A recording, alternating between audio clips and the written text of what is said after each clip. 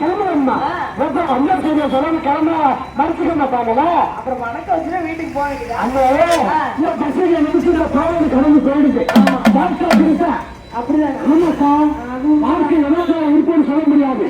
ஆனா அது இயற்கையான விஷயம். ஆனா சைக்கிள் நாம என்ன பண்ணிக்கிறோம்? என்ன பண்றோம்? ஆராயத்தை குடிச்சுட்டு 100 கிலோமீட்டர் பாஸ்ல போய் நானும் சாவரம் இல்லாம மத்தவங்களையும் சாவடிச்சுக்கிறோம். வீட்டுல கஞ்சாவை போட்டுக்கிட்டு தாயினு தெரியாம தங்கச்சி தெரியாம சாராயத்தை குடிச்சு கற்பனை நடக்குது. வீட்டுக்குள்ள பார்க்க முடியல, வீட்டுக்குள்ள கேட்க முடியல. யாரும் எந்த ரூபத்துல வர்றாங்கன்னு சொல்ல முடியாது. 60 வயசுல இருந்து 80 90 வயசு கிழமை வரையும் பாலியல் பிரச்சனையில ஈடுபடுறாங்கன்னு பேப்பர்ல சொல்லுது. அது அடிப்படை காரணம் இந்த போதை முன்னேறப்படுத்தினா நாம என்ன செய்யறோம்னு நமக்கே தெரிய மாட்டாங்க. தெரியல சமூகத்துல சீர்கேடு. அது மட்டும் இல்ல, உடம்பு ஆரோக்கியமும் கெட்டு போயிடுச்சு. எப்படி கெட்டு போயிடுது? இவ்வளவு சொல்றீங்கல்ல, ஆமா இதெல்லாம் குடிக்கிறாங்க, இந்த பொருளை போட்டு அப்படின்னு இதெல்லாம் பண்ணா என்னென்ன நோய் வருது? அக்கறை இவ்வளவு விஷயம் கேட்டீங்க. ஒரு சாராயத்தை குடிச்சோம்னா என்ன ஆகும்? சந்தோஷமா இருக்கான்னு மக்கள் நினைக்கிறான். ஆனா அப்படி இருக்க முடியாது. ஏன்னு கேளு, சாராயத்தை குடிச்சோம்னா உடனே புரிய அடிக்ட் ஆயிடும்.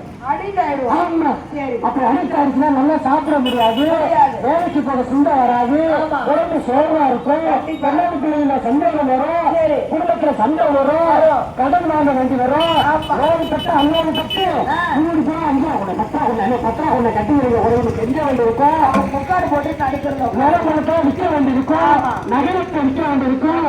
எல்லாத்தையும் தாண்டி கண்ணு கெட்டு போடுது, மூளை கெட்டு போடுது, உடம்பு கெட்டு போயிடுது. என்னன்னு சொல்ற? ஆமாக்கா, இவ்வளவு கெட்டு போயிடுது. விஷயம் நடந்து போது கொண்டாட்டு பிள்ளைங்க செத்து போட்டாங்க, நடு ரோட்ல வந்து நிற்குது. சில நேரங்கள்ல நாமே கட்டுன மனைவி உபசாரத்துக்கு தள்ள வேண்டிய சூழ்நிலை ஆளாக்குறாங்க, தள்ளப்படுறாங்க. பெண்கள் என்ன பண்றாங்க? உபசாரத்துக்கு தள்ளப்படுறாங்க. இதுக்கு அடிப்படை காரணம் என்ன?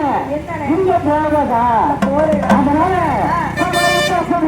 குடிச்சது அதனால சந்தோஷம் இருக்குது.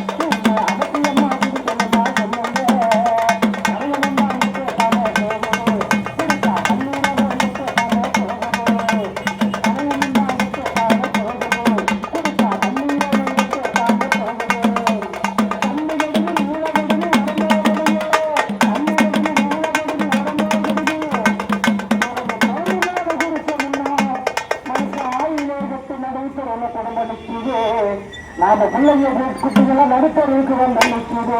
அந்த மாதிரி அல்ல மாதிரி சொன்னாங்க.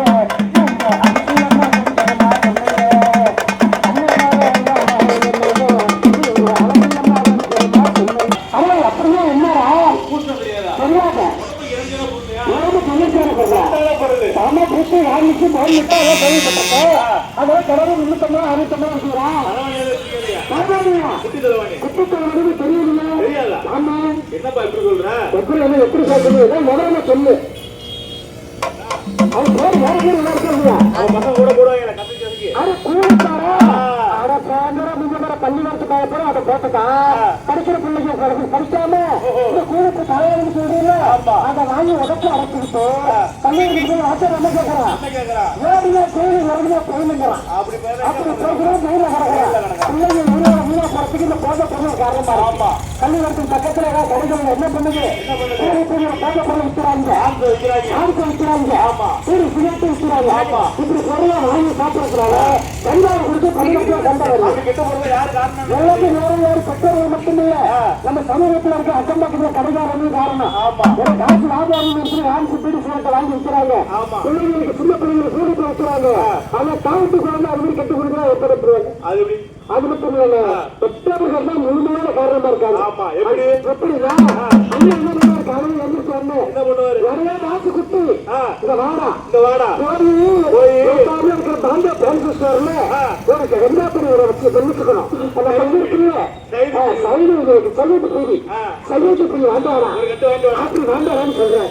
அப்புறம் வேற போய் நான் தாண்டி வர்றேன். 4 நாள் வாங்குவான். 2 மீட்டர் போயிட்டு வாண்டாடுறேன். 4 நாள் வாங்குவான். வாங்குறான். 5 நாள் என்ன பண்ணுவான்? 5 நம்ம போக விடுறாங்க. சைட்ல வர்றது வெள்ள வெள்ளையா வருது, வெள்ள வந்தா போக விடுது. கண்ணுலாம் வருது. ஆமா. அப்படி இருந்தா எடுத்துட்டு போக விடுறாரு. நம்மள விட்டு பார்ப்போம். பசங்க போறான். ஆமா. சிகரெட் என்ன பண்றான்? அவன் அடிக்கிறான். இன்னைக்கு வீட்டுல ஆரம்பிக்கிறது. இன்னைக்கு பேரு ஆரம்பிக்கிறது அவனுக்கு கண்ணா வந்து விட்டுது. ஆமா. அந்த பிள்ளை சுத்த முடியல, கைய முடியல. ஆமா. காலத்துல காரணம் என்ன? என்ன? அப்பாவுக்கு ஒரு கோட்டை வாங்கி கொடுத்துறான். அப்பா நீ ஒரு கட்டி அடி, ஆமா. நான் ஒரு கட்டி எடுக்கிறேன். என்ன அப்பன் மகன் கொண்டு கொடுக்குற காலம் பார்த்திருக்கீங்களா? இந்த காலத்தான் நடக்குது. ஆமா. ஆக இந்த போதை எல்லாம் வாழ்க்கையோட காரணம் மாற்றுது. ஆமா. காரணம் இதை குடிக்கிறதுன்னு பார்க்கல பசங்க சேர்மான சொல்லிக்கிட்டு இப்பெல்லாம் எல்லா கையிலும் சொல்லி வந்துருச்சு. ஆமா. அந்த சொல்லியில என்ன பண்ணி பரபரப்ப படம் இருக்கு. ஆமா. அந்த படத்தை பார்த்துக்கிட்டு ஆமா. பக்கத்துல இருக்கிற பிள்ளைங்களை பாருங்க பலாத்காரம் பண்ண ஆரம்பிச்சுட்டாங்க. ஐயோ. அது எத்தனை பிள்ளைங்க சாகுது. இதுக்காக என்ன பண்ணாங்க தெரியுமா? அண்ணே பாருங்க, நாம நினைச்சுக்கிட்டு இருக்கோம் நீங்க கோயிலை செஞ்சுட்டு தான் ஜாமீன்ல வெளியில வந்துடலாம்னு. அதுக்கு அரசாங்கம் ஒரு சட்டம் பண்ணது இருக்கு. என்ன சட்டம்? பாலியல் வன்கொடுமை தடுப்பு சட்டம். தடுப்பு சட்டம். ஆமா. பேரு போக்குவரத்து என்ன சொல்லுது? என்ன சொல்லி தெரியுமா? என்ன சொல்லுது? 2006 2012 ஒரு நிகழ்ச்சி நடந்துச்சு தெரியுமா? கொலை வழக்கு சென்னையில சென்னையில அதுல இருந்து பெண்கள் மேலேயோ குழந்தைகள் மேலேயோ யாராவது தேவையா தொந்தரவோ பாலியல் பிரச்சனைகளோ பாலியல் வன்கொடுமை நடந்துச்சுன்னா அவங்களுக்கு ஜாமீன் இல்லாம எத்தனை ஆயுள் தண்டனை கொடுக்க சொல்லி சட்டம் சொல்லுது. ஒரு ஆயுள் தண்டனைங்கிறது எவ்வளவு? 14 வருஷம். 2 ஆயுள் தண்டனைங்கிறது எவ்வளவு? 28 வருஷம். அண்ணன் 28 வருஷம் கையில போய் கழிச்சு வேண்டியதுதான். ஆசையா புள்ள வளர்ப்போம், புள்ள சம்பாதிச்சு கொடுங்க ஆசையா இருப்போம். ஆனா கெட்ட சேர்மானத்துல என்ன பண்ணுவான்? பொம்பளை பசங்களுக்கு பொம்பளை பிள்ளைங்களுக்கு வந்திருப்பான். குடிச்சுக்கிட்டு பொம்பளை பிள்ளைங்களுக்கு தேவையில்லாம தொடர்ந்து திட்டுவது, பண்றது டார்ச்சர் பண்றது. இவங்களுக்கு பாலியல் வன்கொடுமை தடுப்பு சட்டம் என்ன பண்ணுது? கைது பண்ணுது. அதுக்கு அரசாங்கம் என்ன சொல்றாங்க? 10, 9, 8 எல்லாமே 10, 9, 8 அந்த நம்பரை கொடுத்துருக்காங்க.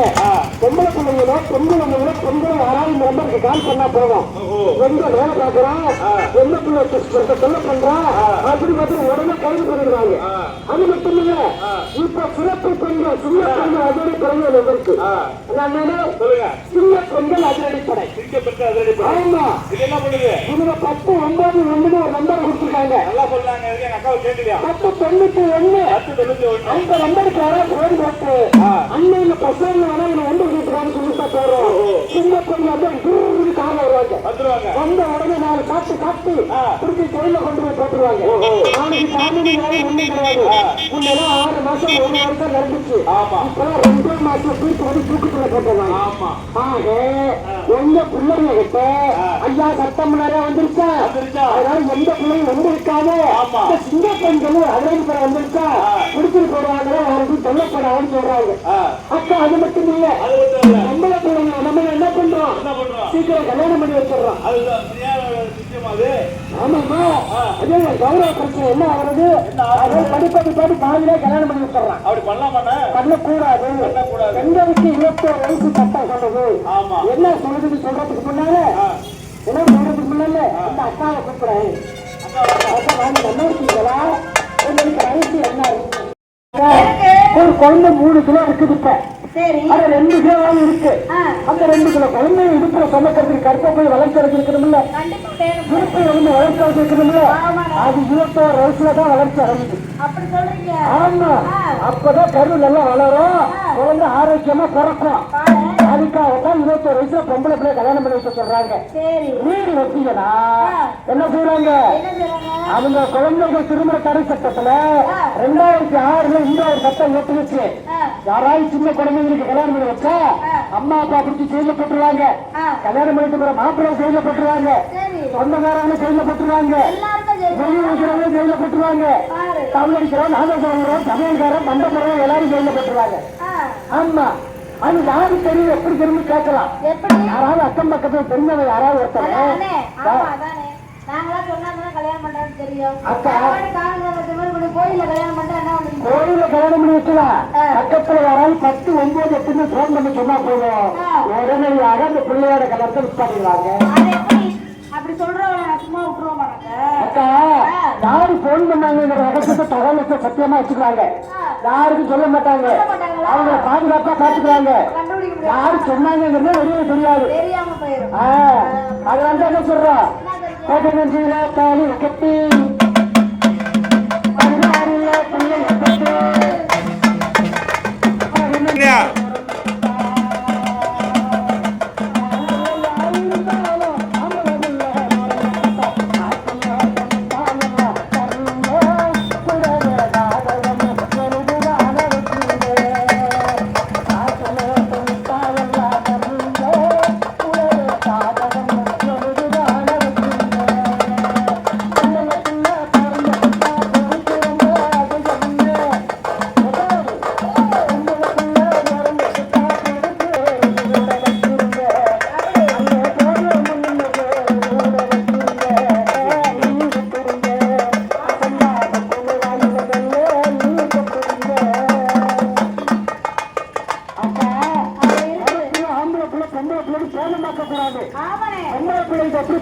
ஒழுக்கமா இருக்கணும், அதை செய்யக்கூடாது சொல்றோமா?